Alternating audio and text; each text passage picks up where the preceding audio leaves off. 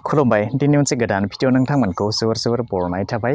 स' नोंथांमोना नुनो मोन्दों थांनाय साननैसो सिगांनिफ्राय जितु एसामिस निउस चेनेल बिथांमोना DID बादायगिरि नबजित नार्जारी बिथांखौ लानानै मोनसे खैसार सानाय नोंथांमोना नुनो मोन्दों जानांगौ।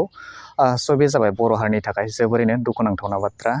बर' हारिनिल' नङा बेयो गासै आसामनि थाखायनो मोनसे दुखुनांथावना बाथ्रा होननानै बुंनांगोन। मानो होननानै बुङोब्ला नबजित नार्जारी बिथाङाबो सासे आसामनि थागिबि, आसामनिनो फिसा जिहेतु नबजित नार्जारी बिथाङा देरहानाय माने गासै आसामनि थाखायनो देरहानाय आरो नबजित नार्जारी बिथाङा जेननाय माने गासै आसामनि थाखायनो जेननाय। स' बेखायनो बेवहाय गुबै खोथाया जाहैबाय माने बेवहाय आसामनि जिहेतु 3 बादायगिरि दङ, बेखायनो बेवहाय मोनसे खैसार सानाय नुनो मोननाय जादों। बुंनो गोनां गुबै खोथाया जाहैबाय मा बर'फोरखौ मुगैनाया दिनैनिल' बाथ्रा नङा। जेब्ला नोंथांमोना बर'फोरनि गासै जारिमिनखौ नायगोन अब्ला नोंथांमोना बे खोथाखौ रोखा जानो हागोन जे माने गुबुनारिफ्रा बर'फोरखौ माबोरै मुगैयो, जेब्लाबो गावनि आथिं सिङाव माबोरै दोननो नाजायो, बेनि मोनसे बे गुबुनारिफोरनि मोनसे आखु बायदि जाहैबायमोन। स' बेनिनो नोंथांमोना बिदिन्थि महरै दिनै नबजित नार्जारी बिथांनि बेलायावबो नोंथांमोना रोखा खालामनानै लानो हाबाय जे माने माबोरै दिनैसिमबो बर'फोरखौ माने गादबनो नाजायो, बर'फोरखौ नासयनो नाजायो, बर'फोरखौ जेब्लायबो माने फेजेननो थाखाय सेस्था खालामबाय थायो। बेफोर गासै नांलाय खमलायखौ सानैसो दोनथ'नानै जोंहा सिगाङाव फैगासिनो दङ। फैगौ 22 जुन 2022 खालार खालि जोंहा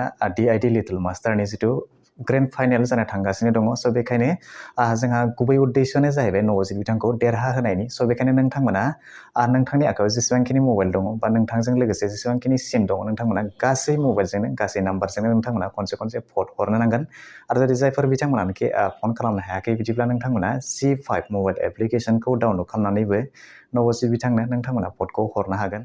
जायफोर बिथांमोनाखि नबजित बिथांनो फन हराखै बिदिब्ला नोंथांमोननि आखायाव मात्र साननायनि सम दंबायो। थामहिनबा फैगौ 23 जुन 2022 खालारसिम नोंथांमोना फनखौ हरनो हागोन।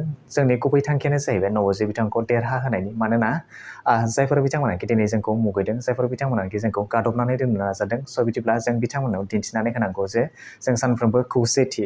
बेखिनियाव नोंथांमोना मोनसे खोथाखौ नोजोर होब्लानो जाबाय जे थांनाय 19 जुन 2022 खालारनिफ्राय फैगौ 23 जुन 2022 खालारसिम नोंथांमोना मोनसे नाम्बारजों मोनसेल' फन नोंथांमोना हरनो नांगोन। आरो जुदि नोंथांमोना बे मोनसे नाम्बारजोंनो जुदि खननै फन हरोब्ला बे भटआ रिजेक्ट जागोन। स' बेखायनो नोंथांमोना सानै हयै मोनसे नाम्बारजों खनसेल' जाहाथे मिस कल हरो बा फन खालामो।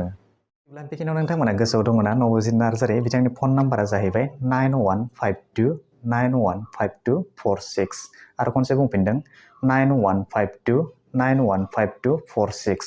आरो जुदि नोंथांमोना मबाइल एप्लिकेसननि गेजेरजों भट हरनो लुबैयोब्ला नोंथांमोना G5 मबाइल एप्लिकेसनखौ डाउनलड खालामनानैबो बेनि गेजेरजों नोंथांमोना भटखौ हरनो हागोन। स' बिदिब्ला दिनैनि भिडिअ बेखिनियानोसै। आसा खालाम नोंथांमोना भिडिअखौ नायनानै गासैखौबो बुजिबाय जानांगौ। आरो जुदि माबाफोर सोंनो थाबावोब्ला नोंथांमोना कमेन्ट सेक्सनाव थांनानै कमेन्ट खालामहरनो हागोन। आरो जुदि नोंथाङा चेनेलाव गोदानै नायगासिनो दंब्ला अन्नानै चेनेलखौ साबस्क्राइब खालामनानै लानो थाखाय दाबावगारदो।